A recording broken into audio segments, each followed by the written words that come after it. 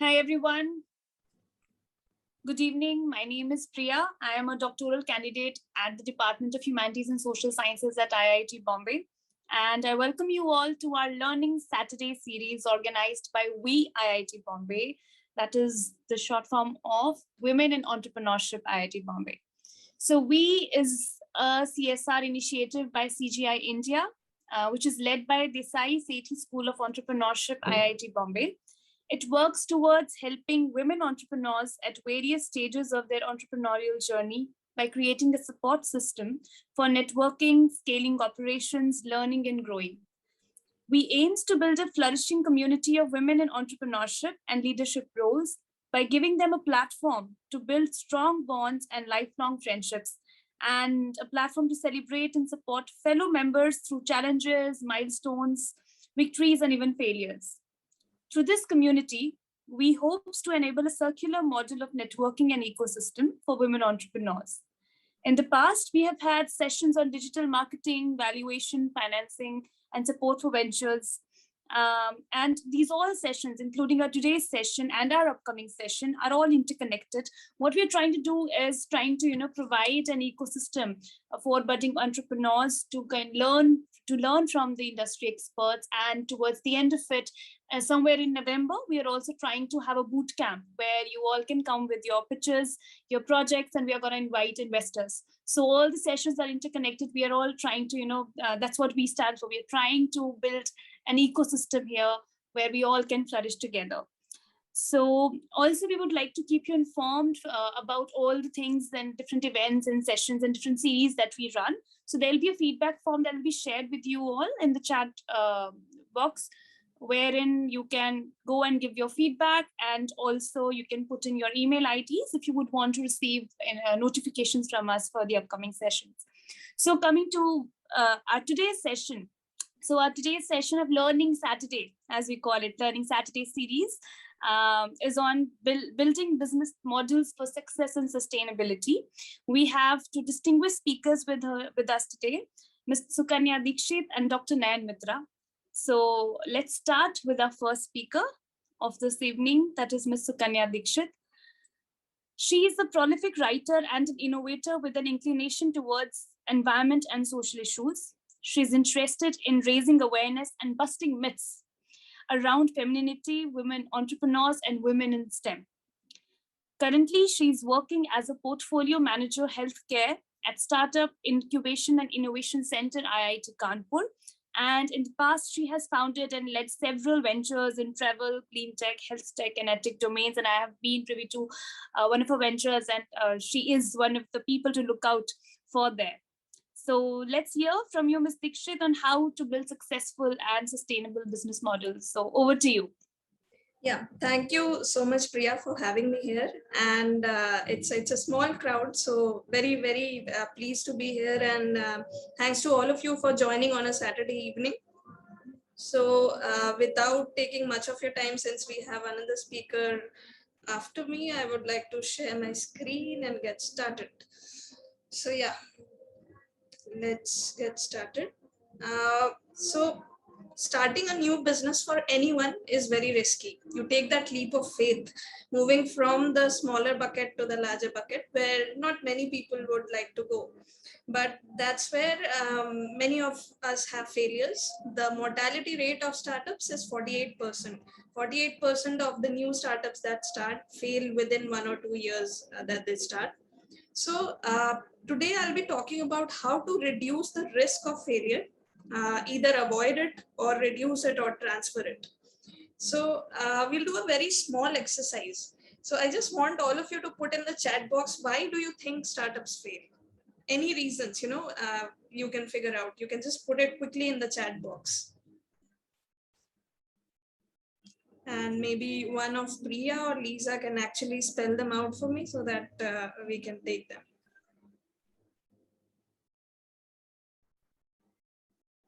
We've already got one. We've already got one by Kanchan, which is so true. Running out of cash. Yeah. Absolutely. Absolutely. Lack of knowledge, consistency. Yeah. Founder clashes. That happens a lot. Yeah. So there's a survey actually which points on the real reasons. And so if you see, the number one reason why startups fail is because they are building something nobody wants. 36% of the startups that fail because of this one reason: building something nobody wants. So because they don't have too much of an understanding about the market, they end up building something which they think they want, but they have not figured out what the market wants. So there are two ways to avoid this risk. Either you take a path dependent risk, wherein you develop a website, you create warehousing, inventory, customer demand, and then operate and put out a product mix in the market. But the number four is where it's a deal killer, because you are doing already three steps behind it. So you may end up gaining nothing by the time you reach number four, and may end up building value, but then it is only linear. There's no, the business doesn't have the potential to scale rapidly. Whereas if you start with customer demand, if you start with point number four, and then build the product portfolio according to what the customer wants, and then create your capabilities along the way, there's a exponential curve, or the value curve, that you can see that comes in with this. So there are different types of risks. There's a business model risk, there are market risks, execution risks, and technology risks. So today I'll be focusing majority part of my talk on the business model risk. And this is actually something I figured out.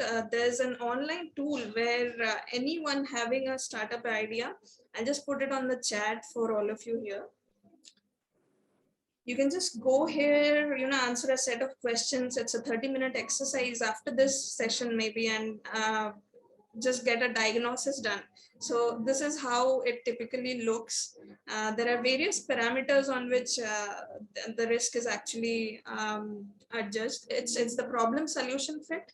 It's the product market fit, product quality, team, marketing, and basically all of the reasons that you just put in the chat are actually here. These are actually the risk factors that any startup faces when they start. So yeah, talking about business model, I think better than me talking about it, I would like to show a small clip of what exactly is a business model. Is the sound audible? An organization's business model can be described by 9 basic building blocks: your customer segments, your value proposition for each segment, the channels to reach customers, customer relationships you establish, the revenue streams you generate, the key resources and key activities you require to create value, the key partners, and the cost structure of the business model. But it's not sufficient to just enumerate the 9 building blocks. What you really want to do is to map them out on a pre-structured canvas. This is what we call the business model canvas, the tool that helps you map, discuss, design, and invent new business models. Let's briefly go through the 9 building blocks, starting with the customer segments. These are all the people or organizations for which you're creating value. This includes simple users and paying customers. For each segment, you have a specific value proposition. These are the bundles of products and services that create value for your customers. Channels describe through which touchpoints you're interacting with customers and delivering value.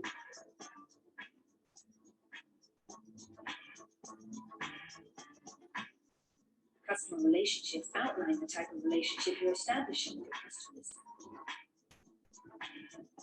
Revenue streams make clear how and through which pricing mechanisms your business model is capturing value. Then you need to describe the infrastructure to create, deliver, and capture value. The key resources show which assets are indispensable in your business model. The key activities show which things you really need to be able to perform well. The key partners show who can help you leverage your business model, since you won't own all key resources yourself, nor will you perform all key activities. Then once you understand your business model's infrastructure, you'll also have an idea of its cost structure. So with the business model canvas, you can map out your entire business model in one image. This works for startup entrepreneurs just as well as for the most senior executives. So this is what it actually is. And this was, I mean, maybe many of you have already gone through it and know what it means. But just in case you want to try out a business model for your own venture, there's something called venturely.io where you can go and register. And there's a very useful business modeling tool available in there where you can just put in your ideas and see how it validates.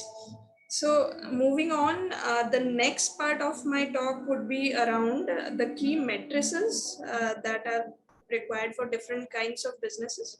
So from what I figured, there are 8 verticals on common business models.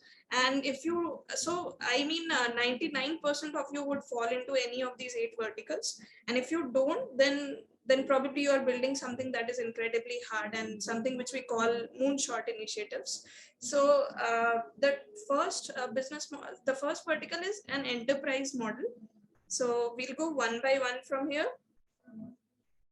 If you have any doubts in between, just put it on the chat, or you can just unmute yourself and stop me in between. Would be happy to answer any doubts that you have. So basically what an enterprise company means is a company which sells services or software to other businesses on a single license basis. So any examples that you can think of, just put it in the chat, or maybe you can just unmute also. Enterprise businesses, some company who builds products for other businesses. Have you all heard of Zoho? So I think there are a few responses. Yeah. One is Freshdesk, another was Adobe. Adobe Freshdesk. Yeah. So basically, this is what these companies basically build services or products which can be used by bigger businesses like Facebook, Apple, or such businesses. And one major example is, of course, Zoho, and the recent unicorn which was listed, MindPickle. So what they are building is basically a sales training platform. So in this case, there are 2 or 3 matrices that are important for such enterprises. All of you who might fall into enterprise models, the bookings. So bookings is the sum of value of all customer contracts, which means whatever you have obtained by talking to different bigger businesses. So letters and verbal agreements are not equal to bookings. So one of the mistakes often founders do is whenever they have these LOIs, they kind of say this is what is a booking, but until the service has been delivered, you cannot actually call it a booking. So this is something that you need to keep in mind. And the total customers, the total number of unique contracted customers which are there, for which you have the contract in place and written, are known as your total customers. Revenue, of course, is recognized when the service is actually provided over the life of this customer. And common mistakes that founders do, like I said, was using bookings and revenue or bookings and annual contract value interchangeably. So both of these are very different matrices. Revenue is recognized when the service is actually provided, and bookings is the number of contracts on paper. So you cannot actually use them interchangeably. And also, like I said, don't include LOIs or verbal agreements in booking. So let's say Facebook says you are, let's say a company hiring engineers, and Facebook, let's say, gives you a verbal commitment. Let's say we'll do a 1-year contract for $100,000. Now, $100,000 is not a lot for them, but for you, it might be a big deal. But again, like it's just a verbal commitment, and you cannot actually place it in the bookings matrices. So is this clear to all? Just type a quick yes in the chat box maybe.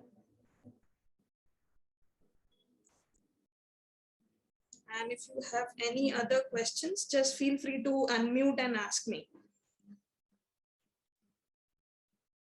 So moving on, we move on to the next business model, which is SaaS. I think one of you typed in SaaS in enterprise model, but SaaS and enterprise are actually 2 different business models. So software as a service company sells subscription-based licenses for cloud-hosted software solutions. So there are again 4 matrices which are very important in this case.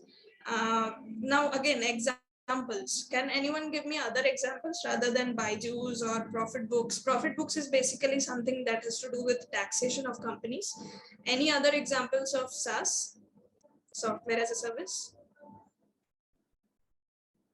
I see. Are there responses on chat, Lisa? Yeah, there is one Clever Trap. Clever Tap, exactly. Very good. Clever Tap is actually a SaaS business, and they are doing pretty great. So yeah, Khata Book is another one. Yeah, right. Very good. So these are companies which actually, they build a platform which adds value to the business of another, to the service of another business. And one sub, yeah, definitely. So all of these are very good businesses and they have very good matrices. But 4 important matrices which matter for these kind of businesses are: number one, the monthly recurring revenue, which is the revenue recognized for recurring services rendered in a given month. Now, this doesn't include if it is a one-time fee. Let's say you are doing some consulting or some non-recurring revenue. You cannot actually include it in monthly recurring revenue. So it has to be something which is repetitive, like a subscription, like people actually opt for it and keep paying for you every month. And the annual recurring revenue is the measure of revenue components that are recurring in nature on an annual basis. So ARR is typically MRR into 12. So that's how you put it on the slide that you're presenting. This is my MRR, this is my ARR. And one of the common mistakes that founders often do is, ARR and annual revenue rate is used interchangeably. Now, annual run rate is actually multiplying 1 month's all-in revenue, which includes also one-time fees, other kind of professional fees, and multiply it by 12. So that becomes your annual run rate. But that's not your annual recurring revenue. Recurring only happens when it is paid monthly by different customers. So that is the basic difference between these two. And there is a gross MRR churn, which is a very important metric, because as a business, you often think about the users that you are getting, but you fail to think of the users that stop using your product or service. So gross MRR churn basically refers to the monthly recurring revenue lost in a given month. Like at the beginning of the month, if you seem to lose revenues, then that is your gross MRR churn. And paid CAC. So paid CAC is basically cost per customer acquired through paid marketing channels. Now, how many of you use Google, Facebook ads over here? Can you just type it in the chat?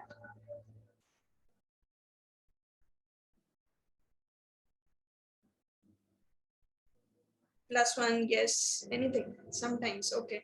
Yes. So, right, Vishwal. So Vishwal, I would just like you to unmute yourself. How much do you pay, and how much do you use on Facebook ads, spend on Facebook ads every month? Yeah, you're not audible, Vishwal. All right, just put it on the chat. Maybe we will learn from there. So basically, what it means is customer acquisition cost is, let's say you spend $10,000 on Facebook and you get 5 customers out of that channel. So your typical CAC becomes $2,000, right? It may be dollars, it may be INR, anything. So that becomes your CAC. And then the amount that you're earning from the customer is your lifetime value. So let's say that is the ratio of LTV is to CAC should always be high.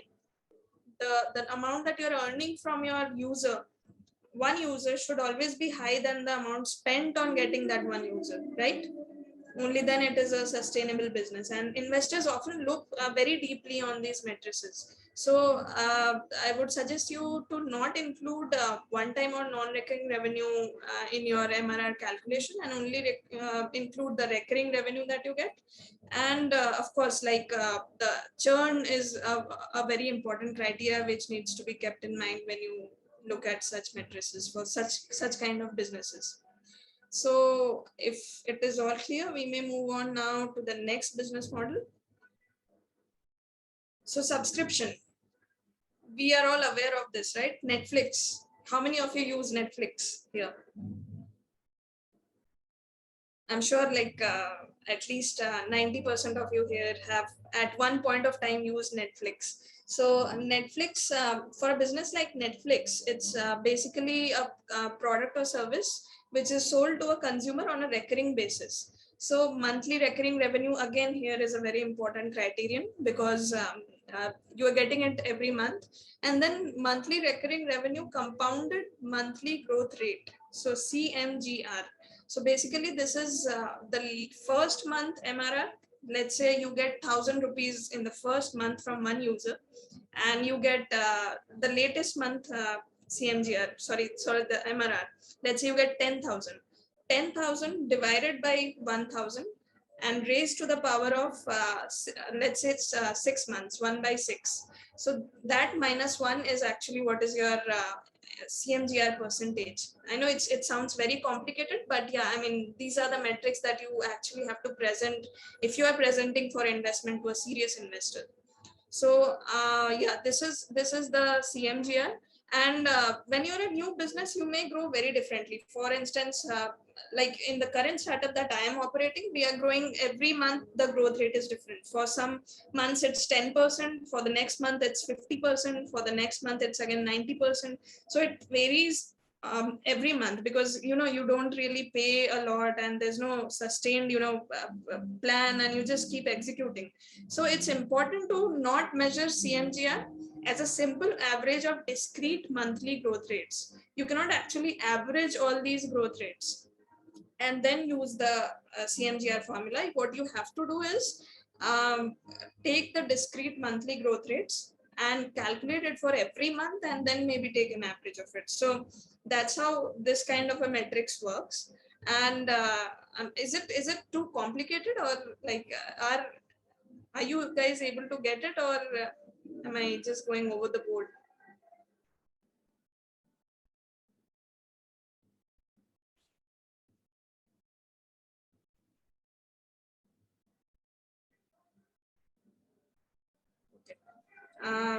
It seems by yes you mean you're able to get it. Okay. Cool. So thank God, that's a relief.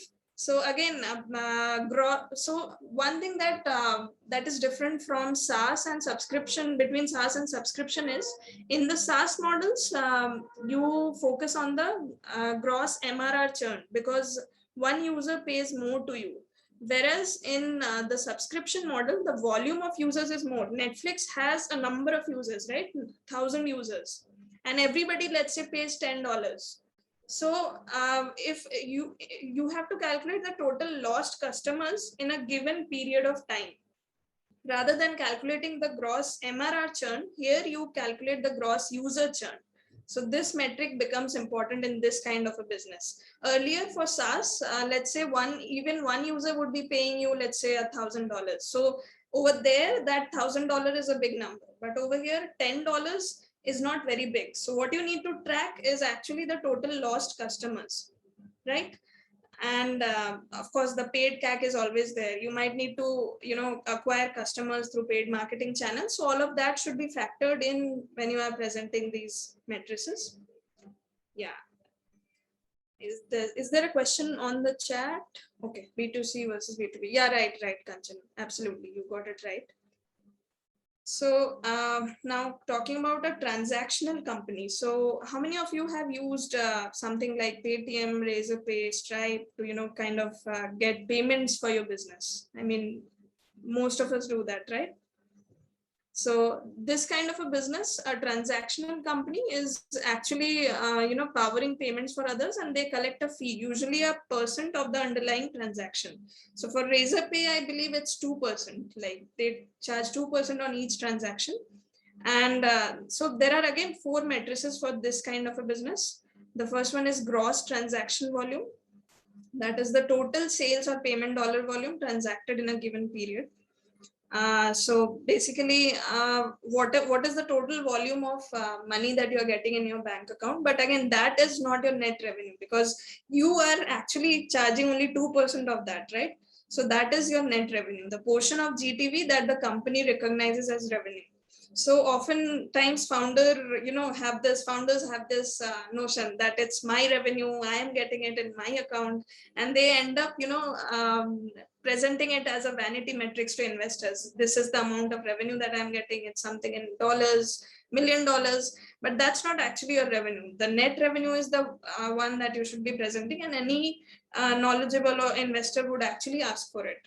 So and the second point is user retention. So the percent of customers who go on to make at least one purchase in the second month as well.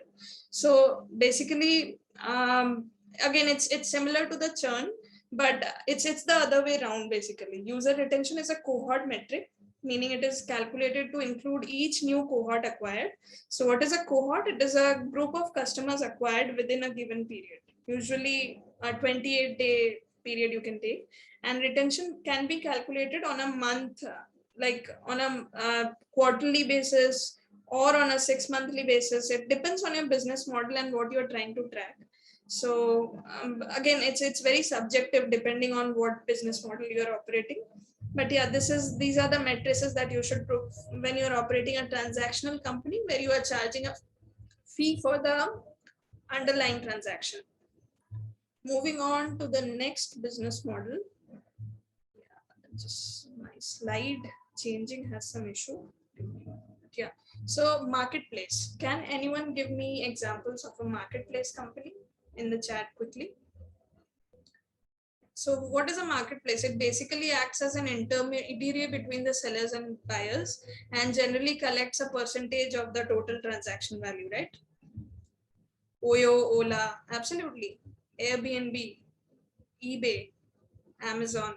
So there are two methods by which these companies make money. One is, listing the products, charging a premium on those products, and also some of them also kind of get their own brand. Like Amazon recently has launched their own brand in a lot of products. Solimo is the brand, household brand now.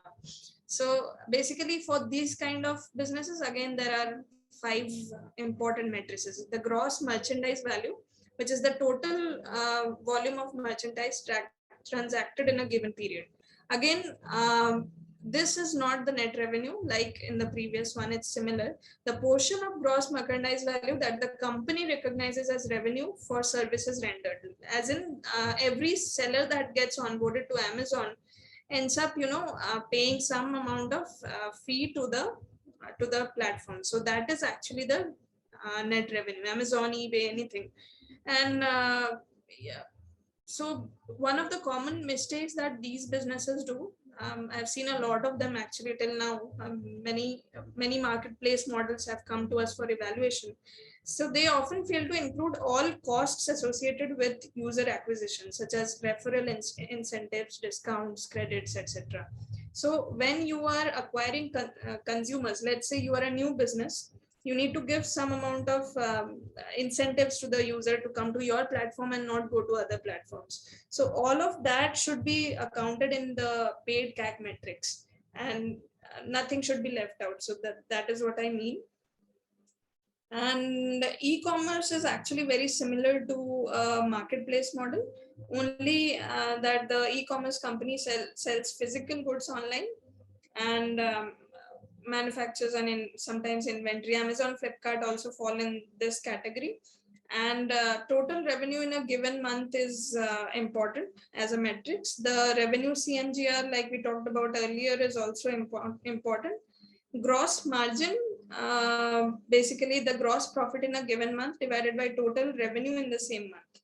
So basically the amount of profit that you make in a given month divided by the total revenue gives you the gross margin. Now this gross margin is very important because oftentimes I see founders not breaking down all costs included. So let's say you have to, do some amount of paid advertising to get people on your e-commerce website. So that all should be included as the gross margin. Apart from that, there are shipping costs, there are transaction related costs, the cost that you pay to Razorpay like platforms. So all of that needs to be included while calculating the gross profit. This is actually very important when you are running an e-commerce company. The other company is an advertising company. So basically, is it going well? I mean, are you guys with me or slept already? No, we're all with you. Yeah. Thank you. That's a relief. So advertising company offers a free service, and common advertising companies include social networks and content sites. So all of what we are using today, Facebook, Snapchat, anything is Twitter, Reddit. So all of these are advertising companies because you see a lot of ads cropping in, right? Their main revenue source is those ads, not you. So that's why you need to track three important matrices in such kind of companies: daily active users. So the number of users active in a 24-hour day averaged over a given period of time. The monthly active users, total number of unique users active at least once in the last 28 days, and percent logged in, like total monthly active users with a registered account and who are logged into your platform. So one common mistake that these businesses do is not defining what active means in the context of your business. Let's say if you are a news platform, let's say you are displaying news, so what could be, can any of you, one of you volunteer to tell me what could be active in the context of your business? Should the users just read the news, or do you consider commenting on the news as active users? What should it be? So I think we have some responses on the chat. Okay, you can put it on the chat, no issues. What would be active in the case of a news platform?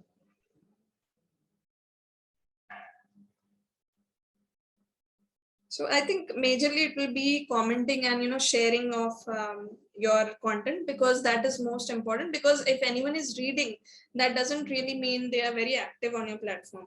But if they are inviting more people to view the content, and if they are kind of sharing content across other media channels, then that becomes your active metrics. So it's very important to kind of define what active means in these kind of businesses. Otherwise you end up building something which has no stickiness, and you end up losing users very early on.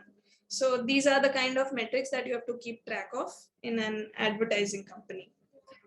We will move on to the next category. Hardware company, very easy, right? Hardware company is actually anything that sells physical devices to consumers or businesses. Monthly revenue is the total revenue. CMGR, like I talked about.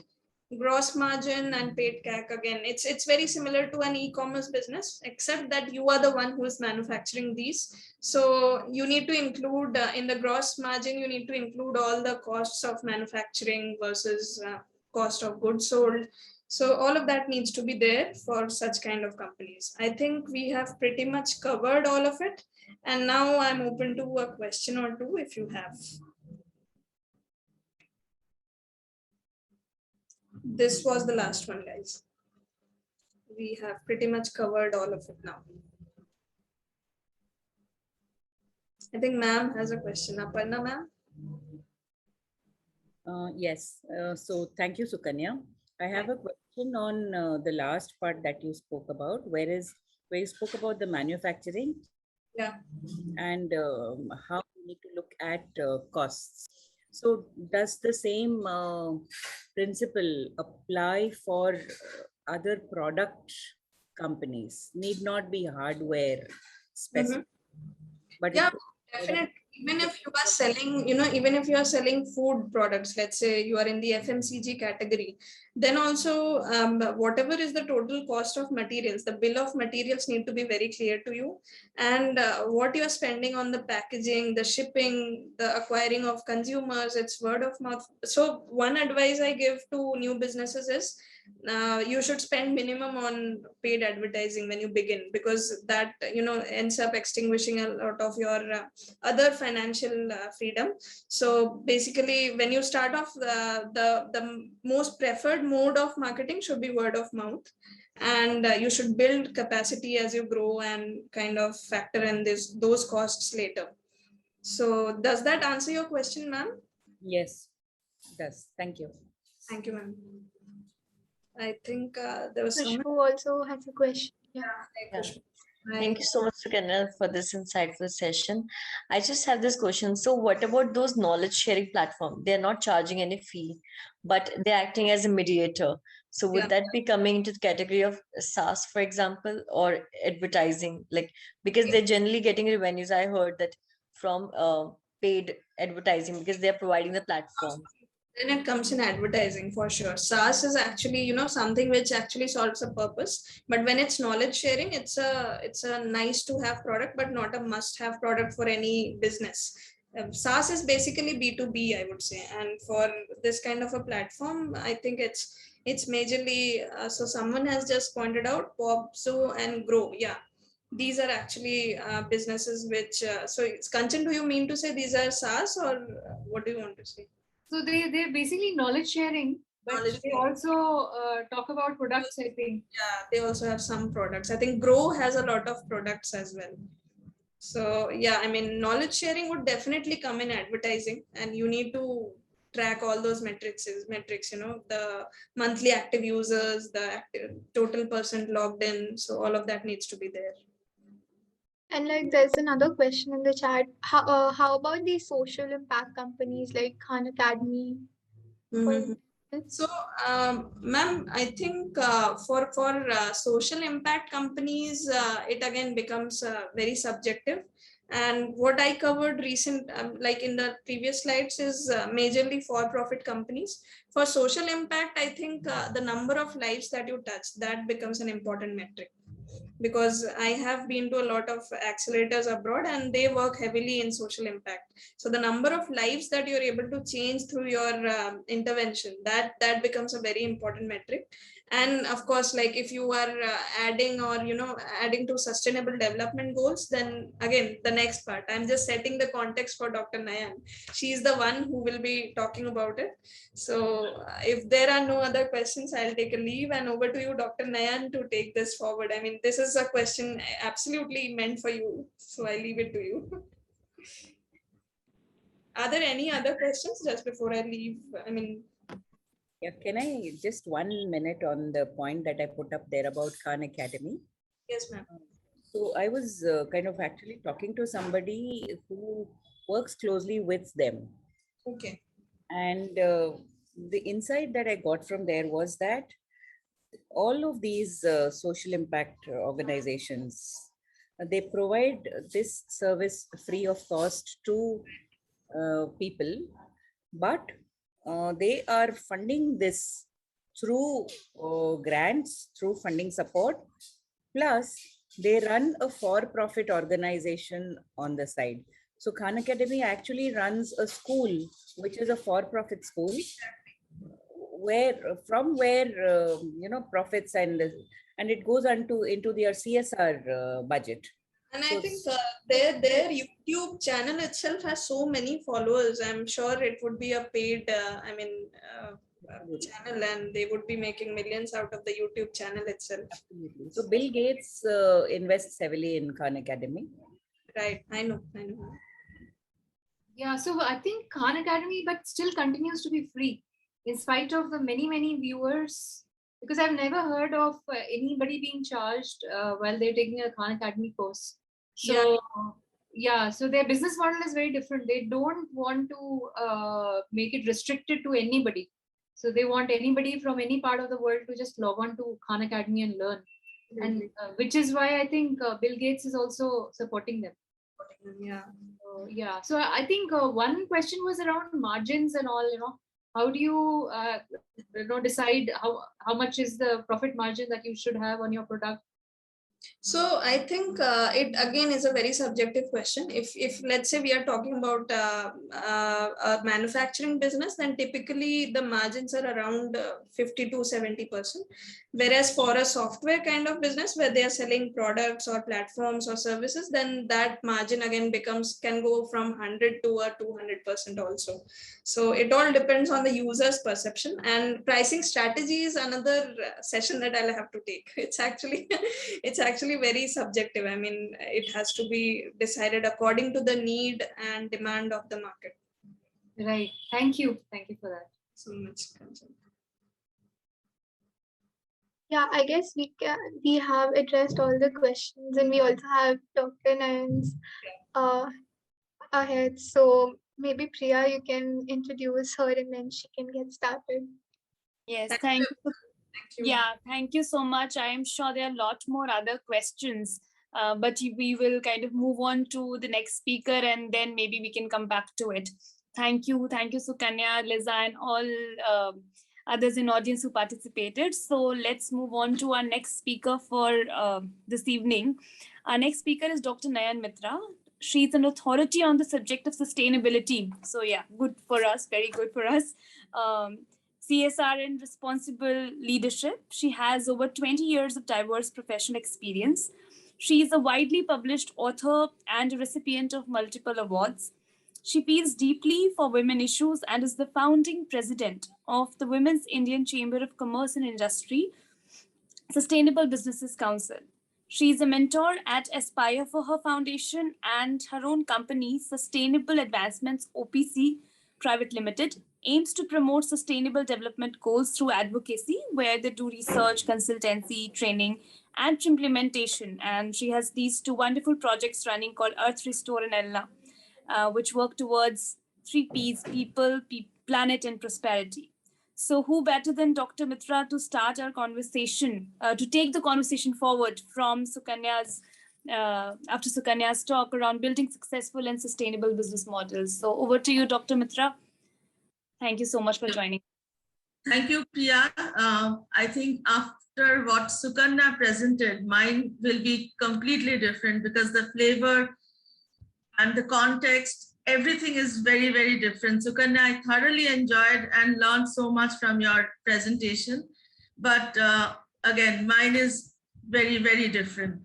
So, before, without much ado, let me just start. Okay, and I'll start by sharing us as usual, as is the norm. We'll start by sharing our PowerPoint. So my topic for today is think future fit. Okay, so if Sukanya was speaking about what we need to do now, what I'm also speaking about what we need to do now, but from future backward perspective. Okay, so what is this future backward perspective? So just a minute.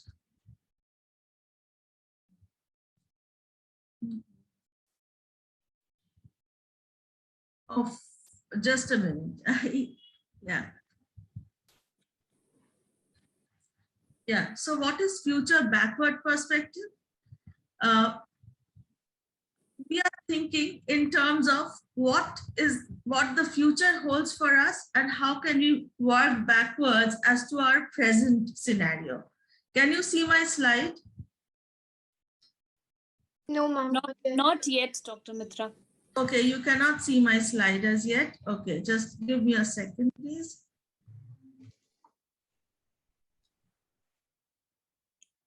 Okay. Yeah. So we can, right? Yeah, no. Now we can. Okay. So yeah, so this is the future fit, or in a nutshell, this is called the regenerative business model. So what does this business? This is the metadata that we are talking about. And we will be talking about 3 future fit business models. One is the system value, second is the donut model, and the third is the circular economy. So have you ever heard of system value? You've heard of system value? Yes, no? Not really, Dr. Nayan. Would be great to get. Okay. So Yeah. this system value is something that has been, John Elkington is the person, and he is a very, very renowned entrepreneur, a researcher, and a scientist, research social scientist, who came up with the term of system value. And he recently brought out a book called The Green Swan. And this is something I would also request you to please read what this Green Swan is all about. And again, I had the pleasure of meeting him at one of the conferences in 2018. which is where he kind of mentioned, and he is also the propounder of the sustainability framework. He is the one, when we talk about the 3 Ps, he is the one who coined this term of the 3 Ps, okay, people, planet, and profit. So he in 1994 spoke about these 3 Ps of people, planet, and profit. But in 2018, and that's when I met him, he said that it is now time for me to rethink about sustainability framework. So what did the sustainability framework talk about? That each company, when you're thinking about your business model, it depends, okay, from each of the company, the perspectives that Sukanya said, it will depend from each company to company, but I'm talking about the meta structure, the meta business model. So he said in 1994 that each of the companies should at least have all the 3 Ps, okay, social, which is the people, environment, which is the planet, and economic, which is profit. So they should look at all 3. So a company, if they're only looking at social and environment, may be a variable company, but it is not a sustainable company. Again, a company which, if they're only looking at social impact and economic impact, will be an equitable company, but not a sustainable company. Similarly, again, for environment and economic, that will be a viable company, but not sustainable. To be sustainable, it has to be all 3 together. Yeah, so in 2018, he started rethinking about it. After 25 years, when the sustainability model was already in place. Okay. Now, why, we will come to it later, that why he said, but then he came with this concept of green swan. Just, excuse me, please. Just 1 second. Just a minute. Please go. Thank you. Please go. Yeah. So, yeah. And so what did he start talking about, this green swan? Is he started talking about that we have to go beyond this linear model of, of a company, startup company, then scaling up, and then going from point A to point B and point C, and, on an upward growth, continuous upward growth. He spoke about thinking in terms of circle, so that the company is such that it is able to regenerate itself over and over again, time upon time. Now, how is this possible? And here comes the model, okay? So long back, when we are talking about a linear model, is basically when we are talking about a shareholder value. What is a shareholder value? In a shareholder value, again, all 3 of the parameters are working together, but the business is of the highest factor. So the profit here is of the highest importance in this. And society and environment are smaller structures in here. So from there, we move to the shared value concept. So what is the shared value concept? Is the concept that we spoke about, where business, environment, and society all are more or less of equal stature. And the small little point, in the Venn diagram, when all of these 3 meet, is the sweet spot, and that is called sustainability. And the third is the systems value, which is what, John Elkington spoke about. And in here, he spoke about the environment being the highest structure. So what is the environment? Here, environment is not the ecosystem that we are talking about, or the business environment that we are talking about. Environment is environment as we study in our primary schools, okay? It is the planet that we are talking about. It is the greenery. It is everything that we are talking about, the planet, okay? So that is the environment, and that is going to be of the biggest importance.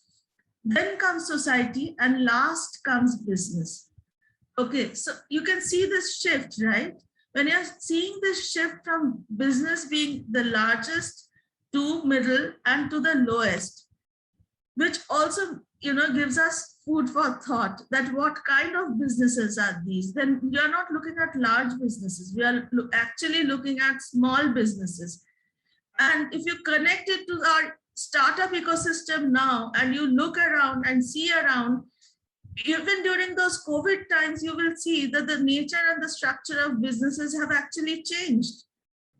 A lot of us, even, for our daily consumption needs, we have moved from very large, very large producers to smaller producers, to people we know, whether we are looking for a chocolate, whether we are looking for a cake, whether we are looking for some clothes, we are looking for very small sized, producers who are tailor making, custom making things for us, but, we are confident about their responsibility.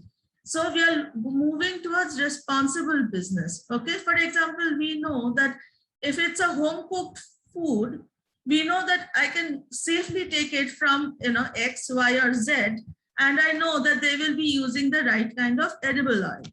Okay, so that kind of changes we've already made within our lifestyle. So that is, the systems value model. This is model 1 that we are talking about. And you will see that these models are all interrelated and interconnected. The second is the donut model. And this donut model is amazing, okay? And this model was published in 2017. And the model was created by Kate Raworth and Christian Guthier. And thank God these are models which you will find with proper website and with proper communities, and these are the models which are talked about worldwide right now. So this is the future of business, and that is what I'm discussing right now. Okay, so what does this model talk about? This model talks about this factor. Okay, so because we are thinking in terms of future backward, we are talking about our limitations.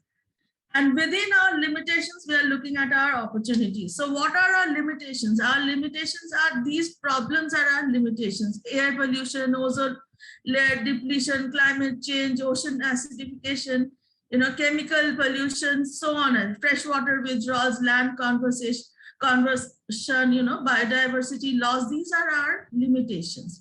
So if these are our limitations, which means that, this is our boundary.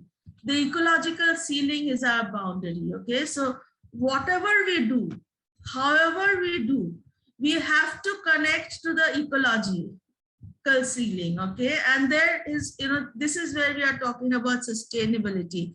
So while, Sukanya was speaking about business sustainability, we are also talking about sustainability, but we are talking in terms of sustainable business, right? So there's just a little bit of difference between business sustainability and sustainable business.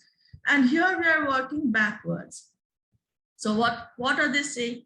That within this ecological boundary, you take care of all the social needs of energy, water, food, health, education, nutrition, political voice, whatever. But your boundary should not be, you should not cross. It's like the Lakshman Rekha, okay? You should not cross this boundary. Within this boundary, you do whatever business you want to do, so that this boundary, and because you have a resource constraint, so you do whatever you have nothing to waste. Whatever you're doing it for the social foundation. Yeah. And that is the donut model. And you must go to this site, donuteconomics.org, and see the kind of immense support and immense voice this thing has. So again, they're talking about 2 types of enterprises. So what are these 2 types of enterprises? Extractive enterprise and generative enterprise. And they're saying that whatever this company has to do, their model has to be based on purpose. So the purpose is the one which has to be the topmost, okay? The first and foremost is your purpose. Second are your networks, then your governance, ownership, and then comes finance. Whereas when we were thinking in terms, for most businesses till now, the focus is on finance. Okay, so the first is the finance. And then comes the rest, you work backwards to connect to all of these. Whereas here they are saying that, your foremost importance is your purpose, and then you build on all of these.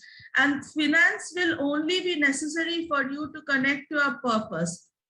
Finance is not for your, finance should be made available for your need and not so much for your greed. Okay, and because we do not have those resources. So that's one.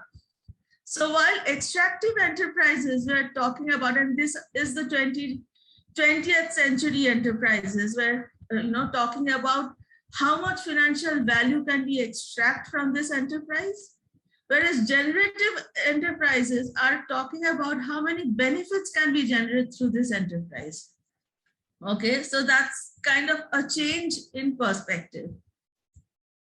Then very interestingly, this donut model also speaks about 7 ways to think like a 21st century economist. And what are the 7 ways? And we'll come to it one by one. So, we will have 3. So first I will talk about the way, then I will talk about the 20th century economics, and then I'll talk about the 21st century economics. First is change the goal. Okay, so change the goal from rising, the GDP rise, steep GDP rise, to the donut model.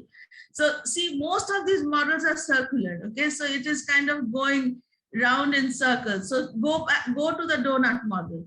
So what is the donut model? They are saying that seek to align your organization's purpose, networks, governance, ownership, and finance with this goal. So the goal or the purpose is your first and foremost thing. Expect the work to be challenging, innovative, and transformative. Second is see the bigger picture. So earlier it was a self-contained market, but now it is an embedded economy. What do you mean by embedded economy?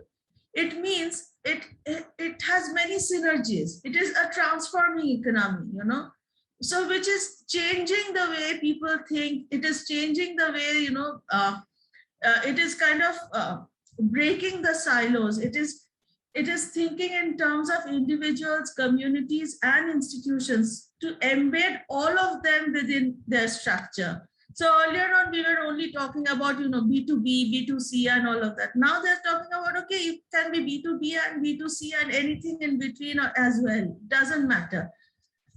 So that's, again, embedded economy. Third, nurture human nature. So what happened earlier on? Earlier on, we were talking about, just a minute. We were talking about, now we are talking about adaptable humans. Okay, so this is a change that has happened. Then number 4 is get savvy with systems. Earlier on, we were only looking at mechanical equilibrium. Now we are looking at dynamic complexity. And what does this mean? By nurture human nature, we are again promoting diversity, participation, collaboration, reciprocity.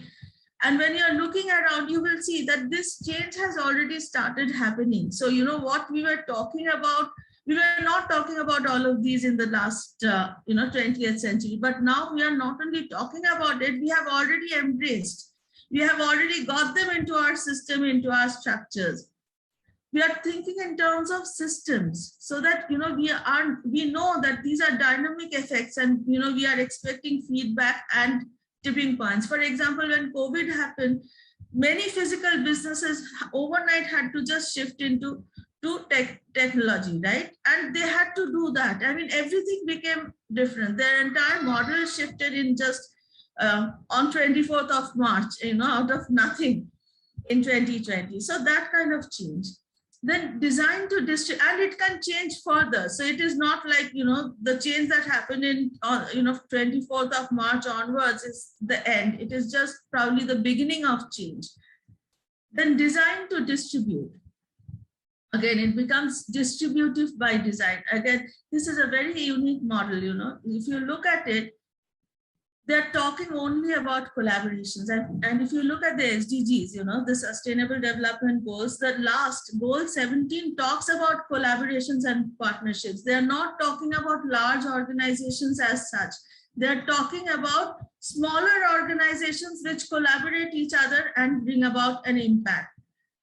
And here an example would be if you think in terms of the aggregators, okay? If you think in terms of aggregators, there are a number of small, responsible, unique companies, and the aggregator is the big company. So the big companies are no more the Tatas and the Birlas of the world. A big company becomes an aggregator company. Okay, Amazon is such a big company, but Amazon is an aggregator, okay? So which has so many smaller companies within it. So these are the examples, and these are not like I'm talking future fit, future backward, but this is something which is already happening. It's there, okay? Then create to regenerate. For example, aim to work with and within the cycles of the living world. So here we are again talking about share, repair, regenerate, steward, reduce travel, minimize flights, be climate and energy smart. So they are again talking, to keep within the boundary of ecological boundary. And last but not the least, number 7. And this is something I don't know, what you all will say about this. They said, be agnostic about growth, okay? Which means, like earlier on, you were growth addicted. We're only talking about scale. How much can I scale? What is the model of scale? Where is my venture capitalist? Where is my this? Where is my money? And you need more money to scale, and so on and so forth. But now they're saying be growth agnostic. Aim to thrive rather than grow. So they're saying don't make growth become a goal in itself. Okay? Know when to let the word spread out via others rather than scale up in size. So you do not scale up in size. You help others scale up, and you create that distributive model so that they are scaling up. Because over a period of time, again, if you look at the sustainability model, there is peace and partnership, which is very important. And why is peace important? Peace is important because these things will slowly, gradually, stop, because these things will become very expensive. So you are producing something somewhere, and then you are going and selling it somewhere else. You are producing something in garments in Bangladesh, Pakistan, and India, and then you are selling it in Paris and USA, New York. Those things over a period of time will slow down, because these fuel will be very expensive, and these things will become very expensive. So they are thinking about do whatever, expect to thrive, but do not rather than to grow beyond your size. And the last model that I would be talking about is the circular economy. Now, circular economy is something I think most of you have heard a lot, and it was created by the Ellen MacArthur Foundation.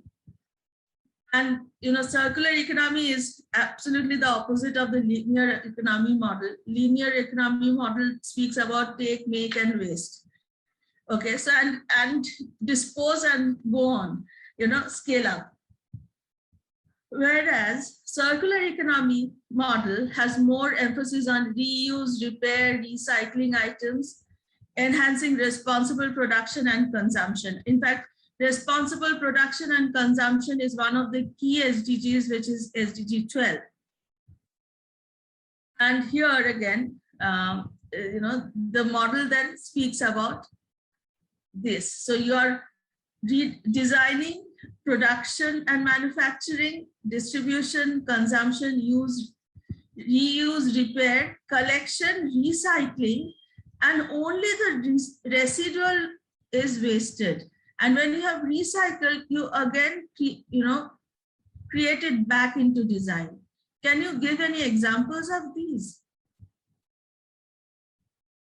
There are umpteen number of startups which has opened up, and they are doing exactly this. For example, one of the examples is a tool store. Now, tool store, all they do, their raw material does not come from new material. Their material comes from all collected second materials, used materials, okay? When they collect all the used material, then they design, produce different kinds of things, distribute, consume, and again use, reuse, and repair. Then they have a collection unit, so you can collect that back, you know, whatever they have created from those. For example, they make those bags with torn jeans, they make, you know, with saris, they make different kinds of garments, bags, different kinds, you know, wall hanging, and so on and so forth. And they recycle them again, it goes back. Now, this economy, again, if you look at it, it is not new to the Indian economy. India always had it. I mean, when you were growing up, you know, I'm sure your parents or, you know, in the household, people always used, you know, there was always, you know, clothes which were, you know, cycled, you know, cousins wore the same clothes, you know, and they were handed down. Then there were other clothes which were used to make maybe mats or maybe anything else in the household. And this was always there.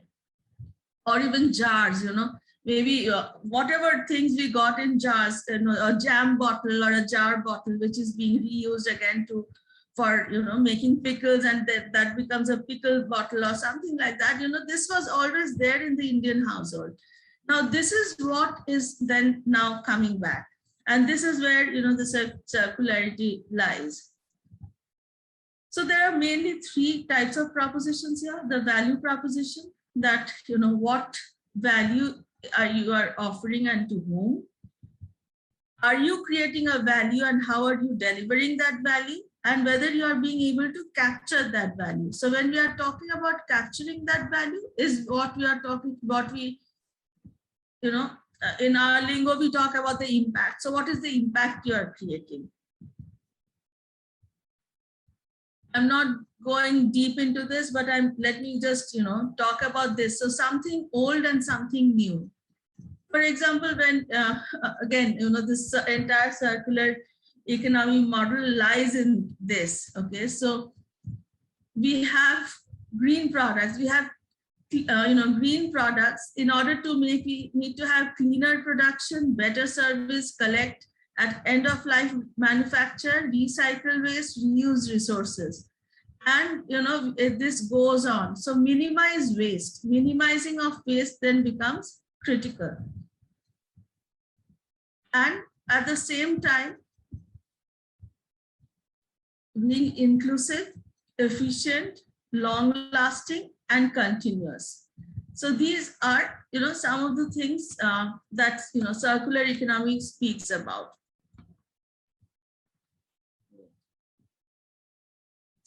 Yeah. So how, again, I'll just give you some of the examples since we spoke about, you know, so how can we, you know, get it back? So reuse, recondition, repair, remake, regenerate. Again, as I mentioned, you know, in India, these were already there. For example, you know, your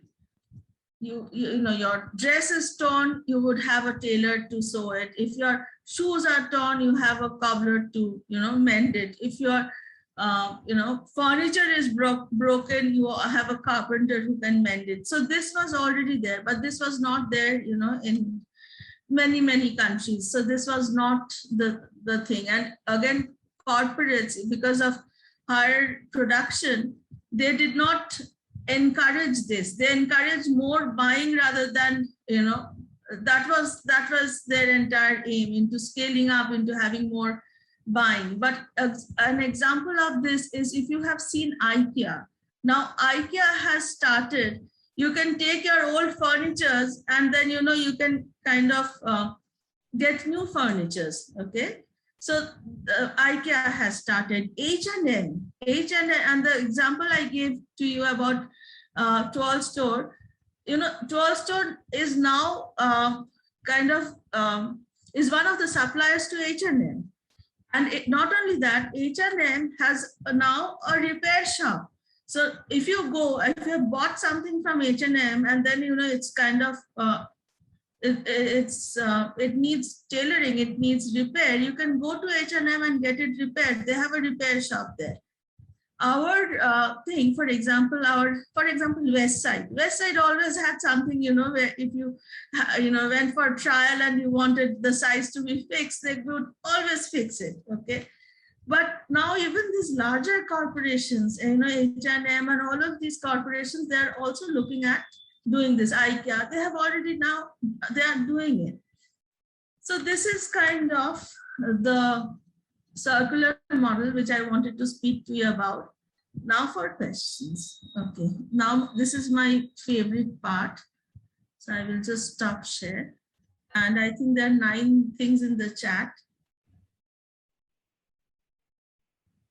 Okay.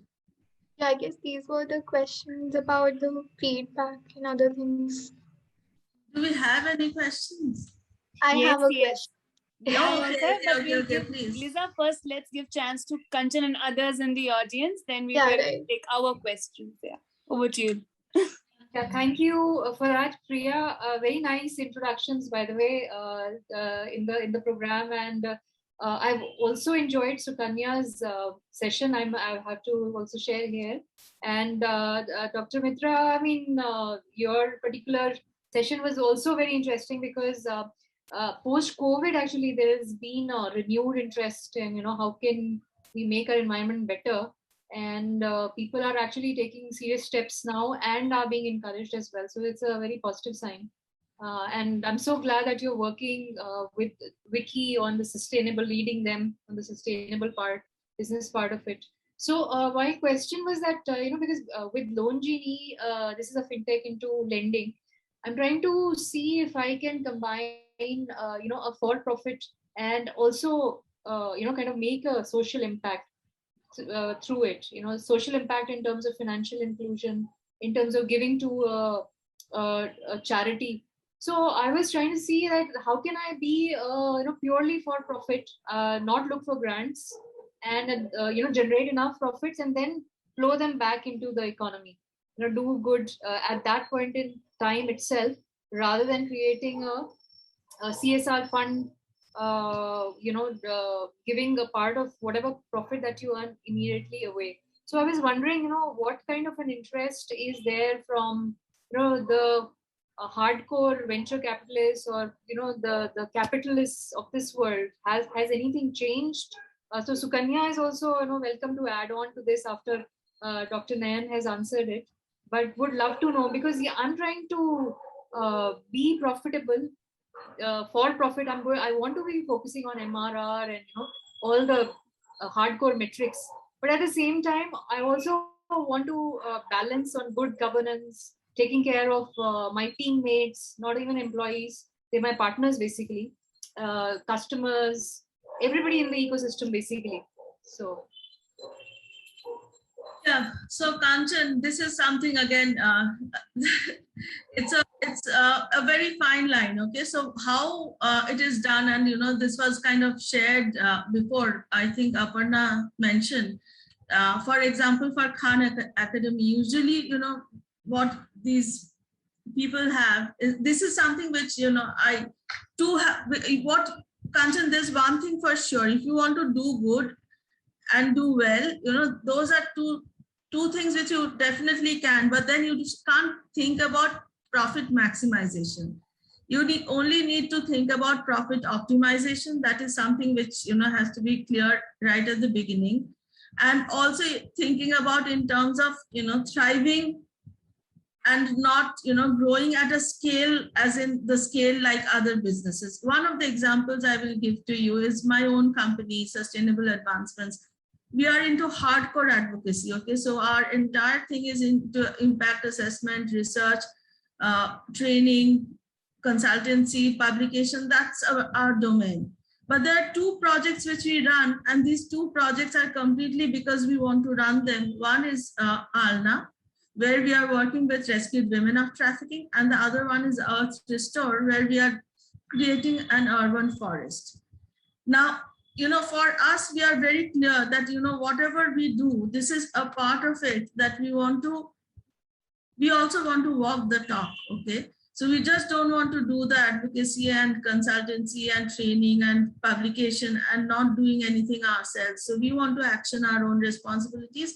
So we want to do it. So that's a business model, and that's a unique business model that we have, and we are sticking to that model. Okay, and we are and we are okay with it. So Kanchan, this is something you can look at, either within your own company you can have this, or the other thing that a lot of people does is to have two separate entities, so they have a not-for-profit and then they have a for-profit, and then the for-profit kind of feeds into the not-for-profit and vice versa. And basically, but they basically take both. They take both the grant and they take both the scaling up venture and whatever funding, angel funding and whatever funding they get both. So that's a different model altogether. So there are three options. One is within your own company, you can have a model which is thinking in terms of, first you have to think about the size of the company that you want, and then, work for that. That's one. Second is, the other one is when you have two entities, and the third one, and the two entities are equally, one is looking for grants and the other one is looking for funding. And the third one is when the private sector company is kind of funding the not-for-profit. So these are the three ways you can do, Kanchan. And Sukanya, of course, you will have. Yeah, I have a very different view of this, since I'm also right now working with 100x VC in a part-time position. So I'll be very honest with you, Kanchan. These guys, I mean, can we stop the recording? Yeah. Just edit this part when you put on YouTube. Okay. We will edit the part. So I'll be very. This climate change is so rapid. So the concept of sustainability will have to surface at some point in time. It's an example of this is COVID. Okay, when COVID happened and the lockdown happened and we had to just survive with the bare minimum, then there was no option, right? It was like survival or not survival. So it's similarly for, in the years to come, this is again going to be one of the key areas. Either the planet will survive or the business will survive. And if the planet has to survive, then the business has to be kind of, the system's value has to have come, has to become. And then the pushes and the pulls from larger corporations will also be in those spaces. One of the examples, again, I will just add on to this, and this is very short, is India, especially in India, we have over 44 million MSMEs, okay? Because India is ruled by MSMEs, which are the mediums and small medium sector, micro, small and medium sector enterprises. Out of this 44 million MSMEs that we have, these are mostly different kinds of supply chains of larger corporations all over the world. And because these are, supply chains of larger corporations all over the world, and if the pull from larger corporations here is for sustainable business, if they are, looking at their social, environmental goals and so on and so forth, and they have their own metrics, then these companies at some point will have to comply to those, no matter whatever happens, because the pull has already started happening. It is not something that will happen later, and irresponsible production has to stop at some point, because all over the world, people are talking about sustainable production and sustainable consumption, and responsible production as well as responsible consumption. So if the consumption is going down, which means the production will also kind of cap at a certain point.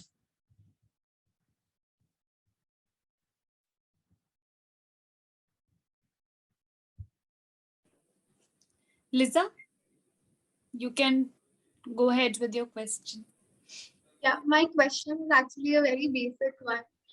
So I wanted to ask, like, if we are like building a circular model, won't it like require more capital to set that up? Like having, so as you said, like once the clothes get are used, then sort of like reusing them, recycling them. So like building like a proper chain, like all the steps won't it like require more capital and more funds? And at what stage like one should like start thinking of building like a more sustainable model? Should it be like, so if we have like big companies, they already have like all the funds and the money, so it's more easy for them to build that up rather than someone who's starting. So, See, I'll give you an example. It is not, even for electronic, I don't know whether you know about e-waste or not. Even for e-waste, the collection of the e-waste lies on the manufacturer. So now what has happened is it is almost becoming imperative that whoever produces has to take care of the waste. Okay. So manufacturers have to take care of the waste. For e-waste, for example, all of these, our phones, our computers, our TVs, etc. It basically has to go back to the company which created it once their life is over. And this is the law right now. Even for e-waste, this is the law. For other manufacturing things, some things have already started. For example, less of packaging. Okay, there are so many companies which are now coming up, and they're just waste collectors. Okay, they're collecting plastics from your home. They're only collecting, and those become their raw materials. So and they have grown very big over a period of time. They have multi-city presence. Okay, they're collecting only plastics from your home, and then they're converting these plastics into creating mats or other products. And those are being recycled back. They're creating shoes from these products. Vests, there are companies, I know of a company which collects only vests, used vests, okay, t-shirts and vests. Why? Because with those, they're making undergarments for rural sector, or they're making some, they're also creating some feminine products for women at the rural sector. So these are all the things, the changes have already started happening. If you're talking in terms of cost, yes, it is expensive if you say, but which isn't, if you had to buy the raw material and had to do it, it is almost the same. Here, the expense lies in creating this network and the distribution. Yes. Sukanya, of course. So again, it's like busting all the myths. Most of these innovations which claim to be 100% recycled are actually 10% recycled. This is from a manufacturing point of view. I have been a part of these, some projects.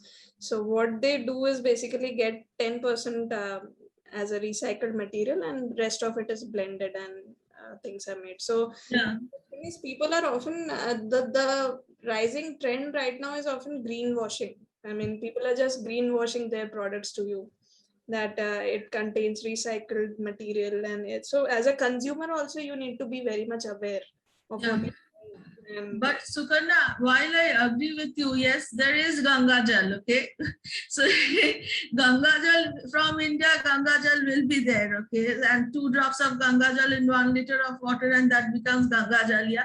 So things are there, but that's one of the reasons why this is here is because we do not have aware consumers right now. Our people are not aware. When we are talking, but it is catching up. What was not heard of before is now at least we are thinking about those 10%, right? And if it grows, it will grow. And there are more people who are becoming interested. There are more ecosystems which are building around them. We are consciously thinking beyond, before we are disposing of any waste. That, this in every household has happened, right? Which was not there. We are thinking 2 times before we are buying something. We are not buying so much for the last 2 years, and we have seen that we have become more conscious about also the kind of product that we are buying. Okay, How many, you know, of us have more plants in the last 2 years in our households rather than, you know, what we had 2 years back? It's grown exponentially. I mean, every household, every corner has a plant now. So, you know, even those small changes has happened within us in this short period of time. The only thing that, you know, what is going to happen is this is going to now grow. And, you know, the more our the boundaries become stricter and stringent, this is going to grow within. Yeah. So I think I'll just take the liberty of taking asking the last question, and then we go towards wrapping it up, and Lisa will take over.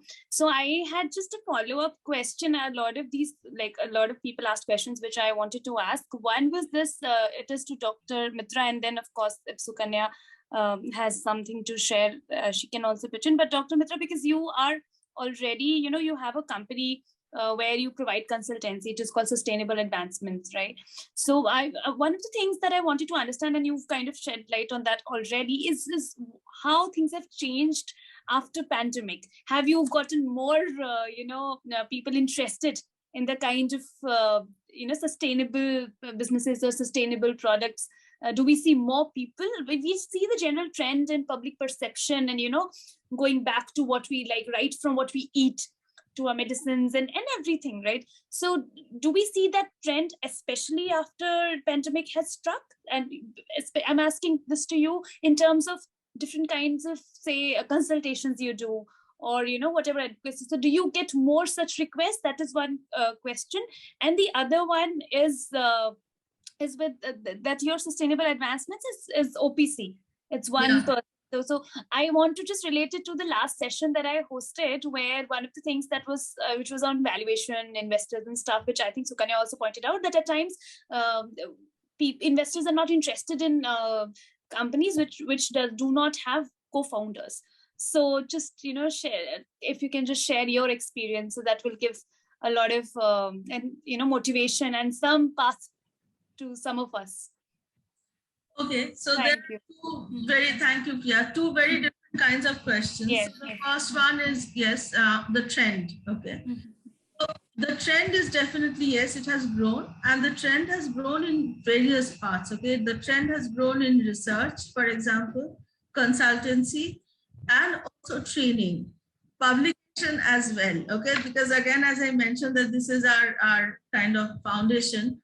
Why has grown? I'll give you one or two examples, and at various levels, because we also have a lot of international clients. Okay, internationally, what we have seen, for example, they're in international, and now, you know, we don't have to travel so much. So the international, there are consortiums which has grown now, is growing, where we have students, you know, from all over the world, from China, Germany, US, Australia, India. We have, you know, from all over the world, and the entire thing is on on teaching sustainability to youth. And the youth kind of taking leadership in the spaces of sustainability.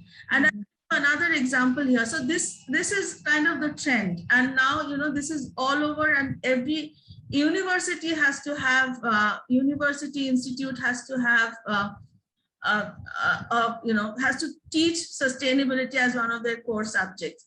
We tie up with IMA, All India Management Association, where we are taking their entire courses on sustainability and sustainable related trainings for all their students, and at all levels. Again, MDPs that are happening now. Again, so this has become one of the key things. Another example which I will give to you is some, you know, sustainable advancements is often, we are invited by the government to train their independent directors. In 2019, October, when we were, you know, there to train them on CSR, on corporate social responsibility, I remember we were touching upon sustainability from CSR, going from CSR to sustainability, and October 2019, just 2 years back, and they were not interested. The TMTs were not, the top management team, they were not interested to learn about sustainability. They said, okay, know about CSR, and we only want to know about CSR because that time mandated CSR was a big thing, still a big thing, okay? Still is. They only wanted to learn about 2020 when we did that training. There was a special note that we have to touch upon sustainability, okay? Sustainable supply chain. People had no clue what this sustainable supply chain was all about. Now people are talking about sustainable supply chain. Okay, so these kind of changes have started happening. Research has grown. In fact, I currently am the series editor of Responsible Business and Sustainable Management. It's published by Springer. So, and we already have 10 books lined up under it. Okay, so this kind of change has happened, and it's real change that is happening, and all over the world it is happening. So there's a push and pull, right mix of push and pull which is happening. There are aggregators that has opened up. So this is your first part of the question. The second part of the question is OPC. Now, very interestingly, Priya, I didn't have a choice. One of the reasons why I didn't have a choice is something now I have kind of accepted and terms with myself is when I started, I may be a little ahead of my times, because when I started talking about CSR, corporate social responsibility, in 2013-14, people were not still ready to hear about CSR, okay, corporate social responsibility. And I had to do my research and books and everything till the time, people came to know. When I started talking about sustainability and when I started my own company, people had not heard about sustainability, and some people haven't heard, okay? And there are still questions as to why. I did not want to look for a partner with whom, within 1 year's time frame, I'll have a fallout. So I just wanted to start on my own, and I was very happy that there was an option of an OPC of a one-person company, and I wanted to just do the things that I wanted to do. Entrepreneurs are driven by passion and purpose. So mine is completely a purpose-driven, impact-driven company where over the last few years, with all our things, we've kind of impacted pretty much quite a lot of thought leaders in the space. And I think I'm happy in this space, as a one. So now I'm speaking about responsible leadership. Now I'm also moving into responsible leadership. But again, it will take time to move on to responsible leadership. Okay, that's all right. Thank you so much. Thank you, both of you. Over to you, Liza. Yeah, thanks a lot, Priya. Thanks a lot, Dr. Nayan and Sukanya. It was a really insightful and informative session for all of us, and we definitely got a lot to learn. So I'd like to wrap it up because we are already late for our session. So yeah, thanks a lot.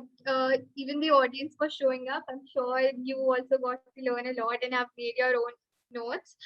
We have also shared a feedback form on the chat. So in case you haven't filled it up yet, please fill that up. You can fill in your email IDs as well to stay connected about the future events that we'll organize. We'd also be having another session on 25th September on impact investment. So do look out for that. We'll definitely share in the details on the group very soon. So yeah, finally, thanks a lot to Aparna ma'am. I guess she left earlier because she had some work, and the organizing team for making this possible today. So yeah, thanks a lot, everyone. Thank you. Thank you, Lisa. Thank you, Priya. Thank you, Sukanya. Yeah, thank you so and much. everybody else. Thank you, everyone. Thank you. Bye. Good night. Bye. Bye.